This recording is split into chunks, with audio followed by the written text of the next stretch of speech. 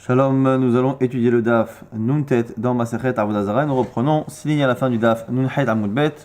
On revoit l'histoire qu'on avait commencé hier. Resh Lakish shikla les Botzra. Resh Lakish est arrivé dans la ville de Botzra. Chaza Israël des Ka'achale Pere de l'Omer Asre. Il a vu des juifs qui mangeaient des fruits sans maaser, sans prélever le maaser. Il leur a interdit.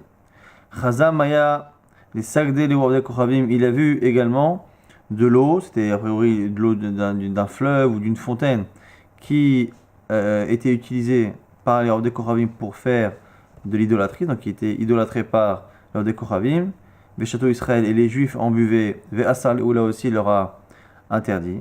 Atal kameh de Rabbi Yochanan, il est arrivé de Rabbi Yochanan. Amalé lui a dit Adimik torach alach zilhada. Il lui dit tant que tu as ton manteau sur toi, retourne et va leur dire, en gros, ne t'installe pas, ne perds pas de temps, va là-bas. Pourquoi Betzer, Lavainu, Botzra. Est-ce que finalement, là-bas, cette ville là-bas de Botzra, c'est pas Betzer qui est marqué dans la Torah? Je me demande si c'est pas Betzer Bamidbar en tout cas, qui est à un endroit qui est à l'extérieur des Israël et donc qui n'est pas Chayav de Maaser. Umaim Shel Rabim, En Esarin, et pour l'histoire de l'eau que tu leur as interdit, c'est de l'eau qui appartient au public, et même Shel Rabim, En Nesarin. Alors Agmara explique que Rabbi Yochanan c'est sa logique personnelle. Pourquoi Rabbi Yochanan est armé. Rabbi Yochanan il dit ça, il est armé. Rabbi Yochanan mishum Rabbi Shimon ben Yotzadak. Car Rabbi Yochanan disait au nom de Rabbi Shimon ben Yotzadak, Ma'im shel Rabim en ne'esarin. Quand l'eau appartient au public, elle ne peut pas devenir interdite. Alors l'Agmara dit, dis-moi, Hadi Yachid ne'esarin. Si tu me dis que l'eau est autorisée parce qu'elle appartient au public, c'est-à-dire que si elle appartient à un privé, elle est oui neseret par un Ovel Kochavim, mais typokle d'Amechoubarinino, mais pourtant il y a un problème. Si mon eau est dans mon puits, ou que c'est mon fleuve, ou je ne sais quoi, à partir du moment où c'est Mechoubar, c'est attaché, c'est lié au sol, c'est de l'immobilier entre guillemets, il n'y a pas de raison qu'un Ovel Kochavim puisse l'interdire. Alors, il m'a dit l'autre Recha, Tashinhu Gala. On ne parle pas de l'eau qui est au sol, mais de l'eau qui se serait détachée pour former une vague. Alors, il m'a dit, mais c'est pareil.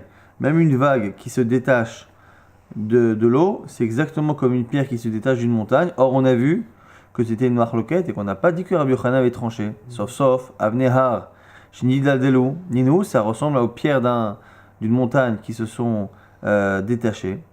Kistayem de Rabbi Yochanan de Amar Surot. Si tu dis que Rabbi Yochanan a autorisé la l'eau que parce qu'elle était au public, c'est-à-dire que si elle était privée, c'est un problème. Mais privée, c'est quand c'est une vague. Ça veut dire que l'équivalent dans le cas de la montagne, Rabbi Yochanan aurait tranché que c'était interdit. Alors, il m'a dit, tu n'es pas obligé de dire ça. L'autre Recha, Tafrinhu bidé. C'est peut-être un cas où c'est le goy lui-même qui a créé un mouvement dans l'eau, qui a fait détacher une vague, qui a fait détacher de l'eau du fleuve, et à ce moment-là, il a fait Avodah Zarah dessus. Rabbi Chia Baraba Ikla, les Gavla. Rabbi Chia Baraba est arrivé dans la ville de Gavla. Chaza Benot Israël, Nemi Abran Mavde Kochavim, Shemalu Velotalu. Il a vu des filles juives, des femmes juives, qui étaient enceintes de non-juifs qui avaient fait la Brit Mila sans faire la Tvila. En fait, ici, on ne précise pas, c'est des gens qui s'étaient a priori convertis et qui après avaient épousé des juifs, dans cette ville-là de Gavla.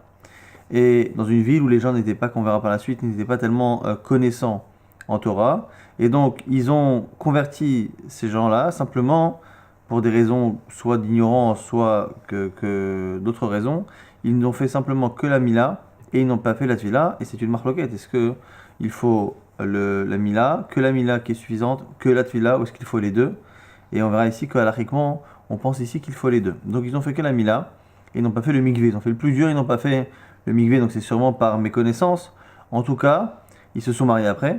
Mais comme alachiquement, ici on pense que c'est rien du tout, au lieu de dire que c'est des convertis à qui manquait une étape, parce que si on dit convertis c'est qu'ils sont juifs, alors du coup on dit des non-juifs qui ont mis enceinte ces femmes-là, comme si c'était hors mariage, comme si c'était... Mais en fait dans leur idée en tout cas, c'était avec conversion, avec mage. Chaza Chama, il a vu également qu'au niveau du vin, des Masgov des Kochavim, des châteaux Israël, que les gens se laissaient servir du vin par les non-juifs. Alors Masgov, encore une fois là-bas, c'était le fait de diluer, mais c'était comme ça qu'on servait le vin. Chaza Tourmasa, des chaclés, les Wav de Kochavim, Ve'achle Israël. Il a vu aussi les tourmoussim, c'est des lupins, donc c'est des petits comme ça, des petits légumineux, qui demandent une cuisson assez importante et qui ne sont pas du tout mangeables crus. Et il ne leur a rien dit. Atalekam de Rabbi Yochanan, il est arrivé dans Rabbi Yochanan. Il lui a dit, va leur dire ce que je pense. Va leur dire que leurs enfants sont mamzerim. C'est-à-dire qu'ils ont un statut spécial et ils peuvent épouser personne d'autre que des gens comme eux. Va leur dire que leur vin est yinneser qu'ils ne peuvent pas le boire. Va leur dire que les plats qu'ils font à partir de ces tourmoussim, de ces lupins-là, sont interdits. Mishum, bishul goy, quelque chose qui est cuit par un non-juif. Mishum chatnout, c'est une xéra d'Arabanan. Mishum she'en benetora, mais il précise pour cette dernière halakha qu'on ne dit que ces tourmoussim-là sont interdits que parce qu'ils sont, les gens de la ville sont ignorants. Mais s'ils n'étaient pas ignorants, on aurait dit différemment. La Gemara va expliquer chacune de ces trois halakhot. Al benehem chez mamzerim, leurs enfants qui sont mamzerim, pourquoi? Parce que c'est Rabbi Yochanan, les ta'amé, Rabbi Yochanan, il a une chita particulière. Dans Masechet Yevamot, Rabbi Yochanan, leur lame, enoger, ad sheimol veidbol. D'abord, au niveau de la tefila, lui pense qu'il faut à la fois la mila, et à la fois la circoncision, et à la fois le mikvé pour qu'il soit un vrai juif. Kevan delotavil, comme ici, ils n'ont fait que la circoncision et pas le mikvé, Orvet Kochavimou, il a encore le statut d'un idolâtre, d'un Orvet Kochavim. Ça, halachiquement, c'est ce qu'on retient. Maintenant, l'autre halakha de Rabbi Yochanan, elle, et n'est pas retenue dans la halakha, elle est dans le Masechet Yevamot. Ve'amar Rabba bar Chana Rabbi Yochanan, Orvet Kochavim, ve'eved abal bat Israël, avlan mamzer. Un Orvet Kochavim, un idolâtre, ou un esclave, un serviteur, qui a une relation avec une juive, l'enfant est mamzer. Alors il y a plusieurs manières, plusieurs avis au sujet de la nature du mamzer. Est-ce que le mamzer provient d'une relation interdite, quelle qu'elle soit? Est-ce que le mamzer ne provient que d'une relation où la relation est tellement interdite qu'il n'y a pas de kiddushin possible? Alors un Kohen qui épouse une divorcée, même si la relation est interdite, les kiddushin fonctionnent. Le mariage fonctionne s'il lui donne une bague. Mais il y a ici dans le cas par exemple du Orvet Kochavim et du Haeved, où les kiddushin ne sont pas tofsim. Donc Rabbi Yochanan nous dit à partir du moment où l'incompatibilité des parents est telle qu'il n'y a pas de kiddushin possible, cette incompatibilité crée après la relation un mamzer. Et nous l'halakha, et qu'il faut que ce soit une relation qui soit tellement grave que non seulement il n'y a pas de kiddushin, mais que la relation elle-même est punie de karet, de retranchement. C'est que lorsqu'on a ce niveau-là, ou plus que karet, que on aura un mamzer. Donc en tout cas, dans la logique de Rabbi Yochanan, cet enfant est mamzer. La Gemara a dit, et le vin qui est yainesa mishum gezor, mishum lech lech, on l'a déjà dit hier, à cause de ce principe-là, lech lech, va-t'en, amrin nizira, on dit au nazir, sror, sror, contourne, contourne, les karma lotikrav, ne t'approche pas de la vigne, c'est encore une fois une chumra, puisque normalement, dans la halachot de yainesa, c'est le vin qui a été touché, qui a été déplacé, pris dans la main par le non-juif, mais là ici, c'est simplement le fait que le non-juif, en servant de l'eau dans un verre dans lequel il y a un fond de vin concentré, va déplacer, par le fait de verser de l'eau par sa force va indirectement déplacer le vin. Et ce déplacement-là, c'est pas du tout interdit au niveau de l'Axera, mais c'est une chumra pour éviter d'en arriver à quelque chose. Troisième halakha, ve'al tomusan mishum bishulav de kochavim, les fiches enan benetora, le fait d'interdire les tourmessim, les lupins, parce que ils ne connaissent pas bien la Torah, ces gens de cette ville. Ta'amad enan benetora, ha benetora share. On sous-entend que c'est parce qu'ils sont ignorants qu'on leur interdit, sinon ce serait autorisé. Ve'amarav shmuel barav yisrak amarav, pourtant Rav a dit, on l'a vu il y a quelques jours, kol shenechal kemot sheuchai, tout ce qui est mangeable cru, ein bo bishum bishulav de kochavim. Et on a l'impression ici dans la Gemara que c'est la seule chose à regarder. Si c'est mangeable cru, il n'y a pas de bishul goy, et donc, si ce n'est pas mangeable cru, il y aurait oui bishul goy. On va dire Rabbi Yochanan qui ach lishna svirale. Rabbi Yochanan pense comme l'autre avis, qui s'ajoute à cela, qui dit d'Amar Shmuel bar Yisrael Kamarav, on dira kol sheno ole al shulchan melachim. Tout ce qui ne peut pas être, enfin, ce qui n'a pas l'habitude d'être placé sur une table de roi, et la pète boîte à pâte, exemple, par exemple, tout ce qui est sauce, on a dit la pète à pâte, c'était en général des sortes de sauces qu'ils préparaient comme ça pour les repas vraiment de tous les jours, c'était assez pauvre. C'était pour finalement manger du pain et que ne pas avoir simplement le goût du pain qui n'était pas très très bon, le faire passer avec une sauce. Ce genre de choses, par exemple, enbo, mishum, bishula, de korami, il n'y a pas de problème de bishul goy. Et donc du coup, ici, ces tourmoussim là, c'était aussi un plat relativement modeste et donc ça ne se servait pas sur une table royale. Donc il n'y a pas de bishul goy selon Rabbi Yochanan et selon Rav. Ta'amadam Benetora, Ha Benetora Shari, c'est la raison pour laquelle on leur interdit parce qu'ils sont Benetora, donc ils vont pas comprendre la distinction réellement. Donc on préfère leur interdire. Si on leur autorise ça, ils vont autoriser après d'autres légumes et ça risque de poser un problème. Question de l'Agmara ici, Baomine, mais Rav Kana, c'est Rav Kana qu'on a posé la question avec Kochavim. Mahush Yolich Anavim les Gat. Est-ce que le Rav Kochavim peut prendre les raisins et les transporter jusqu'au pressoir? Alors, a priori, c'est du raisin, donc le raisin, il n'y a pas de problème. Pas de xéra, simplement, en transportant les raisins, forcément les raisins vont s'écraser les uns les autres et le transport va forcément créer une pression sur les raisins qu'il y a en dessous et donc ça va créer du jus. Est-ce que on doit interdire du coup au Rav Kochavim d'emmener justement le raisin? Ça, c'est une première possibilité de question. Il y en a qui disent, c'est marqué dans Tosfot entre le Rashbam et les autres Bala Tosfot, qui disent que ce qu'on vient de poser comme question, c'est évident que c'est autorisé, et que la question, elle est au niveau de l'étape supérieure. La Gemara donnera aussi un peu cette impression à un moment donné. C'est l'étape, la prochaine étape, le fait de prendre les raisins et de les mettre dans le pressoir. Ce serait là cette dernière étape sur laquelle on se poserait la question. Amalehu, il a répondu à ce moment-là, Rabbi Rav Kana, Assour, c'est encore Assour, Mishum quoi? Mishum lech lech amrin nezira schor schor lekra malotikra, toujours cette même formule pour dire qu'on s'écarte de quelque chose qui est interdit, même si en réalité, en soi, il n'y a aucun interdit dans la chose, ça ne fait pas partie d'une xéra, mais on dit écoute, éloigne-toi. Et Tiver, Rav Yemar et Rav Kana, Rav Yemar objecte à Rav Kana. Il dit avec Kochavim, Shevia Anavim, la gat Bessalin. Comment peux-tu dire que c'est interdit alors qu'on a une braïta? Cette braïta nous dit que lorsqu'on avec Kochavim a apporté justement les raisins dans des paniers, ou d'ardorine, ou dans des sortes de gros tonneaux, afalpi shayayin mezalef alehen, moutar, même si le vin coule dessus, c'est moutar, on peut le consommer.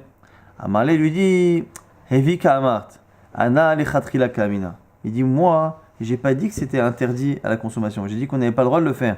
Tu me demandes, qu'est-ce que je demande à mon employé?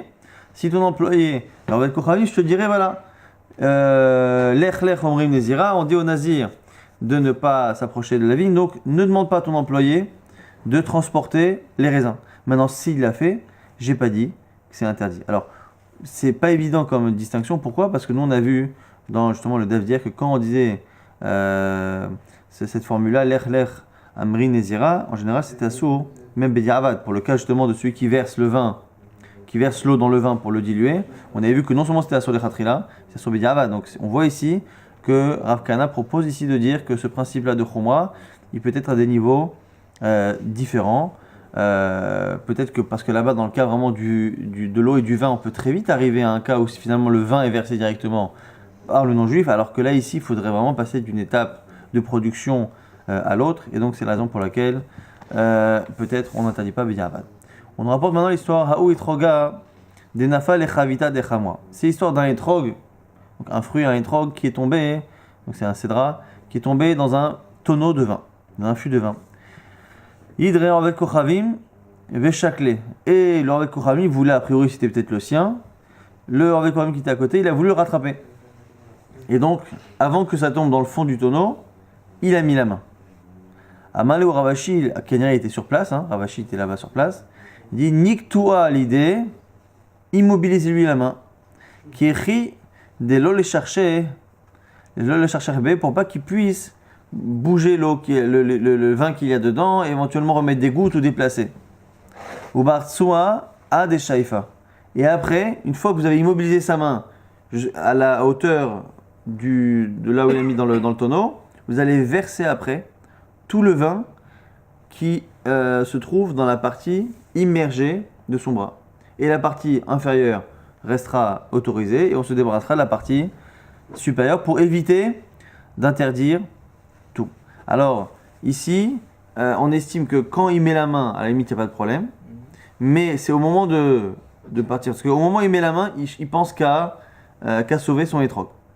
Donc du coup, là, il est concentré. On a vu aussi que celui qui est modeste, celui qui veut mesurer, on n'a pas les mêmes interdits. Là, ici, on parle d'interdire BNA, interdire à tout au profit, pas à la consommation. La consommation, a priori, c'est interdit à partir du moment où il y a un contact. Mais interdire à l'ANA, on a vu qu'au final c'était Rabbi Nathan qui était marmir, c'est-à-dire Afilou Be'ana quand il était modèle, mais nous, non. Donc du coup, quand il met la main dedans, il est vraiment concentré à essayer de sauver son étrog avant que l'étrog tombe au fond. Mais à partir du moment où il est attrapé, il est tranquille. Et donc quand il remonte, il a une kavana, non mais il a une kavana stam, même s'il n'a pas de kavana nesser. Il a une kavana stam, mais ça redevient un vin qui a été touché stam. Du coup, il faut dire que dans le cas de celui qui est modèle, quand il met la main pour mesurer la profondeur, eh ben, il est concentré quand il enlève sa main à garder son bras comme il faut pour être sûr de bien avoir mesuré. Donc en fait, comme il est concentré à l'aller et au retour, il n'y a pas de problème. Mais là ici, Ravashi a dit attention, bloquez-le. À l'aller, ça allait encore. Au retour, ça risque de poser un problème. Donc il a fallu verser tout le vin qui était en contact avec la partie immergée. Amar Ravashi nous dit maintenant, alors avec Kochavim, les Nasre les Chamra d'Israël Bechavana. Avec Kochavim qui a touché le vin d'un Israël Bechavana de manière volontaire. Alors ici, est-ce que c'est de manière volontaire? Ça veut dire qu'il a touché le vin non pas pour mesurer ou pour attraper un étrog, mais de manière volontaire pour le toucher, ou est-ce que c'est de manière volontaire pour interdire le vin? Il y a deux avis là-dessus. En tout cas, Afalgav, Delezaboun et Lorvek Kochavim Acharina Assour, même si je n'ai pas le droit de le vendre à un autre goy, parce que quoi qu'il arrive, il n'a pas fait ça pour mesurer. Donc c'est interdit à Filou Be'ana. Regardez ce chidouche là de Ravashi, Sharel et les Mishkal, des mêmes Ma'ou avec Kochavim. J'ai le droit de le vendre à lui, au goy en question. Alors, il va me dire, c'est bizarre. Si j'ai pas le droit d'en profiter, je n'ai pas le droit de lui vendre. Pourquoi? Maïtama, quelle est la raison? Mikla Kalier. Parce que finalement, ici, il est. Ce vin-là, il a été abîmé.